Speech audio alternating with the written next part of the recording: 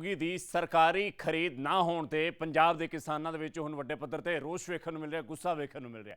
ਵੱਖ-ਵੱਖ ਮੰਡੀਆਂ ਦੇ ਵਿੱਚ ਰੁਲ ਰਹੇ ਕਿਸਾਨ ਸਰਕਾਰ ਤੋਂ ਖਫਾ ਨੇ ਤੇ ਨਾਰਾਜ਼ਗੀ ਦਾ ਪ੍ਰਗਟਾਵਾ ਕਰਦੇ ਕਿਸਾਨ ਵਿਖਾਈ ਦੇ ਰਹੇ ਨੇ। ਜਿਵੇਂ ਰਾਮਪੁਰਾ ਫੂਲ ਤੇ ਮਾਨਸਾ ਦੇ ਵਿੱਚ ਕਿਸਾਨਾਂ ਨੇ ਮਾਨ ਸਰਕਾਰ ਦੇ ਖਿਲਾਫ ਜ਼ੋਰਦਾਰ ਨਾਅਰੇਬਾਜ਼ੀ ਕੀਤੀ। ਕਿਹਾ ਕਿ ਮੁੱਖ ਮੰਤਰੀ ਭਗਵੰਤ ਮਾਨ ਦੇ ਕਹਿਣ ਤੇ ਹੀ ਅਸੀਂ ਮੂੰਗੀ ਬੀਜੀ ਸੀ। ਜੇ ਸਾਡੀਆਂ ਮੰਗਾਂ ਵੱਲ ਗੌਰ ਨਾ ਕੀਤਾ ਗਿਆ ਤਾਂ ਸੜਕਾਂ ਜਾਮ ਕਰ ਦਿੱਤੀਆਂ ਜਾਣਗੀਆਂ। यहाँ तो दस दिए लगातार किसानों दी जिहियां तस्वीरां मंडी दे विच रुलन दियां सामने आ रही ने। रोश भगवंत मान असी मूंगी दी फसल ते MSP का ऐलान करते हैं। जिन्नी भी मूंगी दी पैदावार तुहाडी फसल होगी तुहाडे खेत उन्होंने MSP ते गवर्नमेंट प्रक्योर करूगी। ये पहली बार हो रहा कि झोने अते कणक तो बिना पंजाब दे विच मूंगी ਦੀ ਫਸਲ ਤੇ MSP ਗਵਰਨਮੈਂਟ ਜਿਹੜੀ ਹੈ ਉਹ ਸ਼ੋਰ ਕਰਦੀ ਹੈ।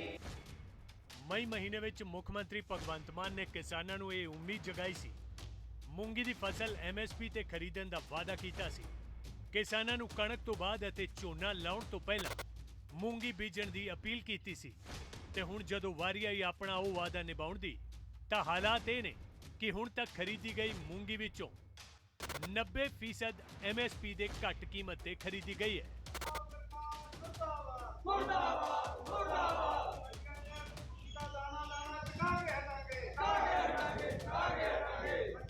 ਮੰਡੀਆਂ ਵਿੱਚ ਲੱਗੇ ਮੂੰਗੀ ਦੇ ਢੇਰ ਅਤੇ ਦੂਜੇ ਪਾਸੇ ਨਾਅਰੇਬਾਜ਼ੀ ਕਰਦੇ ਕਿਸਾਨ। ਇਹ ਜ਼ਮੀਨੀ ਹਕੀਕਤ ਹੈ ਪੰਜਾਬ ਸਰਕਾਰ ਦੇ ਉਸ ਵਾਅਦੇ ਦੀ ਜਿਸ ਨੇ ਕਿਸਾਨਾਂ ਨੂੰ ਪਹਿਲਾਂ ਮੂੰਗੀ ਉਗਾਉਣ ਦੇ ਲਈ ਉਤਸ਼ਾਹਿਤ ਕੀਤਾ ਤੇ ਹੁਣ ਨਿਰਾਸ਼।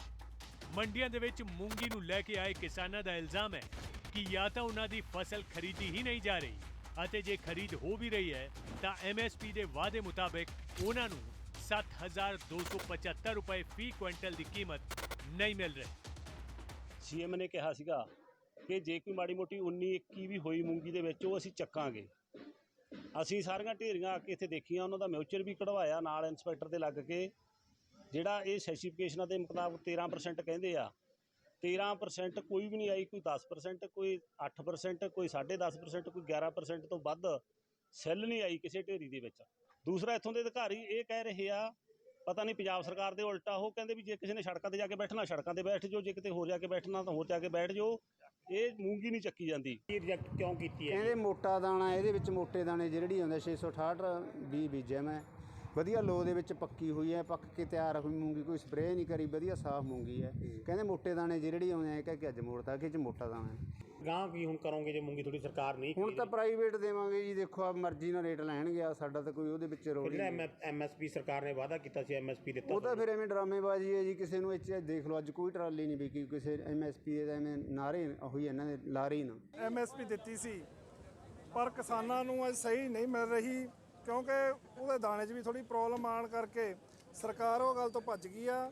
ਸੋ ਵਪਾਰੀ ਹੀ ਖਰੀਦ ਰਹੇ ਆ, ਕੋਈ MSP ਨਹੀਂ ਦਿੱਤੀ ਗਈ, ਕੋਈ ਮੂੰਗੀ ਦੀ ਖਰੀਦ ਸਰਕਾਰੀ ਤੌਰ ਤੇ ਇੱਥੇ ਨਹੀਂ ਹੋ ਰਹੀ। ਹੁਣ ਤਾਂ ਕਿਸਾਨਾਂ ਦੇ ਗਲ ਦੇ ਵਿੱਚ ਇਹੋ ਜਿਹਾ ਮਤਲਬ ਪੰਜਾਲੀ ਪਾਤੀ, ਨਾ ਤਾਂ ਉਹ ਇਹਨਾਂ ਦਾ ਖਹਿੜਾ ਛੁੱਟੇ ਤੇ ਜਾਂ ਫਿਰ ਇਹ ਪ੍ਰਾਈਵੇਟ ਵਪਾਰੀਆਂ ਕੋਲੇ ਆਪਦੀ ਛਿੱਲ ਲਾਉਣ ਨੂੰ ਮਜਬੂਰ ਹੋਣਗੇ। ਜੇ ਨਹੀਂ ਸੋਚਦੀ ਕੱਲ੍ਹ ਤੱਕ ਕੋਈ ਹੱਲ ਨਹੀਂ ਨਿਕਲਦਾ ਤਾਂ ਕੱਲ੍ਹ ਨੂੰ ਅਸੀਂ ਫਿਰ ਚਾਹੇ 2 ਘੰਟੇ ਦਾ ਚਾਹੇ 4 ਘੰਟੇ ਦਾ ਇੱਥੇ ਸਾਨੂੰ ਟ੍ਰੈਫਿਕ ਜਾਮ ਕਰਕੇ ਰੋਸ ਪ੍ਰਦਰਸ਼ਨ ਵੀ ਕਰਨੇ ਪੈਣੇ ਆ। ਕਿਸਾਨਾਂ ਦਾ ਇਲਜ਼ਾਮ ਹੈ ਕਿ ਸਰਕਾਰੀ ਅਧਿਕਾਰੀ ਮੂੰਗੀ ਦੇ ਸਾਈਜ਼ ਅਤੇ ਨਮੀ ਦੀ ਮਾਤਰਾ ਤੇ ਸਵਾਲ ਚੁੱਕਦੇ ਹੋਏ ਫਸਲ ਨੂੰ ਰਿਜੈਕਟ ਕਰ ਰਹੇ ਨੇ, ਜਿਸ ਕਰਕੇ ਕਿਸਾਨ ਕਈ ਦਿਨਾਂ ਤੋਂ ਮੰਡੀਆਂ ਵਿੱਚ ਰੁਲ ਰਹੇ ਨੇ। ਅੱਜ ਲਗਭਗ ਸਾਨੂੰ 6ਵਾਂ-7ਵਾਂ ਦਿਨ ਹੈ। ਉਸ ਤੋਂ ਪਹਿਲਾਂ ਵੀ ਜਦੋਂ ਮੈਂ ਆਇਆ ਉਸ ਤੋਂ ਪਹਿਲਾਂ ਵੀ 4-4 5-5 ਦਿਨ ਹੋ ਗਏ ਕਿ ਕਿਸਾਨਾਂ ਨੂੰ ਬੈਠਿਆਂ ਨੂੰ। ਉਹ ਹਜੇ ਗਏ ਨਹੀਂ, ਉਹ ਵੀ ਇੱਥੇ ਬੈਠੇ ਹੈ।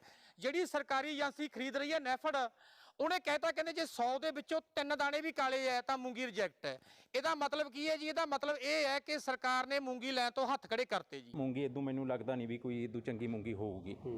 ਤਾਂ ਕੋਈ ਮੈਨੂੰ ਹਲੇ ਸਵੇਰ ਦੇ ਬੈਠੇ ਆ, ਦੇਖਦੇ ਆ ਜੀ, ਕਰਦੇ ਆ ਜੀ।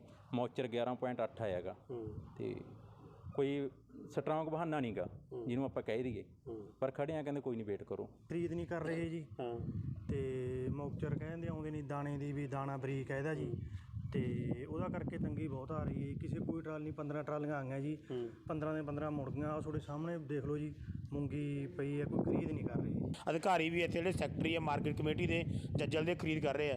ਸੈਕਟਰੀ ਸਾਹਿਬ ਤੁਸੀਂ ਖਰੀਦ ਕਰ ਰਹੇ ਹੈਗੇ ਹੋ, ਅੱਜ ਕਿਉਂ ਨਹੀਂ ਖਰੀਦ ਕੀਤੀ? 15 ਕਹਿੰਦੇ ਟਰਾਲੀਆਂ ਮੁੜ ਗਈਆਂ। 15 ਦਾ ਜੀ ਇਹਦੇ 'ਚ ਨਾ ਕਾਲਾ ਦਾਣਾ ਆਉਂਦਾ, ਕੁਛ ਟੁੱਟ ਜ਼ਿਆਦਾ ਆਉਂਦੀ ਆ ਮਸ਼ੀਨ ਨਾਲ ਵੱਢਣ ਕਰਕੇ, ਉਹਦੀ ਪ੍ਰੋਬਲਮ ਆ ਕੇ ਨਹੀਂ ਬੋਲੀ ਲੱਗੀ ਜੀ। ਹਾਂ ਵੀ ਸਰਕਾਰ ਨੇ ਜਿਹੜੀਆਂ ਸ਼ਰਤਾਂ ਲੱਗੀਆਂ ਹੋਈਆਂ ਗੀਆਂ ਵੀ ਉਹਦੇ 'ਚ ਕੁਛ ਪਰਸੈਂਟੇਜ ਅਸੀਂ ਲੈ ਸਕਦੇ ਹਾਂ, ਟੁੱਟ 3% ਇਹ ਕਾਲਾ ਦਾਣਾ ਲੈ ਸਕਦੇ ਹਾਂ। ਇਹ ਵੱਧ ਸੀਗੀ ਤਾਂ ਕਰਕੇ ਉਹ ਬਾਰਿਸ਼ ਦਾ ਮੌਸਮ ਹੋਇਆ ਪਿਆ ਜਿਵੇਂ ਹੁਣ, ਤੇ ਇਹਦਾ ਇੱਕ ਤੁਹਾਨੂੰ ਲੱਗਦਾ ਵੀ ਹੁਣ ਮੂੰਗੀ ਤੋਂ ਵਧੀਆ ਹੋਊਗੀ? ਨਹੀਂ ਇਦੋਂ ਤਾਂ ਵਧੀਆ ਤਾਂ ਨਹੀਂ ਹੁੰਦੀ, ਫਿਰ ਉਹ ਕਿਸਾਨ ਮੁਸ਼ਕਿਲ ਆਊਗੀ। ਹਾਂ ਮੁਸ਼ਕਿਲ ਤਾਂ ਆਊਗੀ ਜੀ।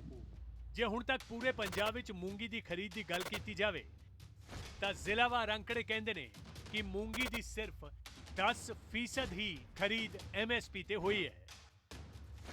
ਲੁਧਿਆਣਾ ਜ਼ਿਲ੍ਹੇ ਵਿੱਚ ਹੁਣ ਤੱਕ 1,06,756 ਕੁਇੰਟਲ ਮੂੰਗੀ ਚੋਂ 96,826 ਕੁਇੰਟਲ ਦੀ ਵੱਡੀ ਮਾਤਰਾ MSP ਤੋਂ ਹੇਠਾਂ ਖਰੀਦੀ ਗਈ। ਉਧਰ ਅੰਮ੍ਰਿਤਸਰ ਵਿੱਚ ਹੁਣ ਤੱਕ ਖਰੀਦੀ ਗਈ 4,830 ਕੁਇੰਟਲ ਮੂੰਗੀ ਚੋਂ 4,290 ਕੁਇੰਟਲ MSP ਤੋਂ ਘੱਟ ਰੇਟ ਤੇ ਖਰੀਦੀ ਗਈ ਹੈ। ਫਿਰੋਜ਼ਪੁਰ ਵਿੱਚ ਵੀ ਹਾਲਾਤ ਅਜਿਹੇ ਹੀ ਨੇ। 1,140 ਕੁਇੰਟਲ ਦੀ ਕੁੱਲ ਖਰੀਦ ਚੋਂ 991 ਕੁਇੰਟਲ ਮੂੰਗੀ MSP ਤੋਂ ਹੇਠਾਂ ਖਰੀਦੀ ਗਈ।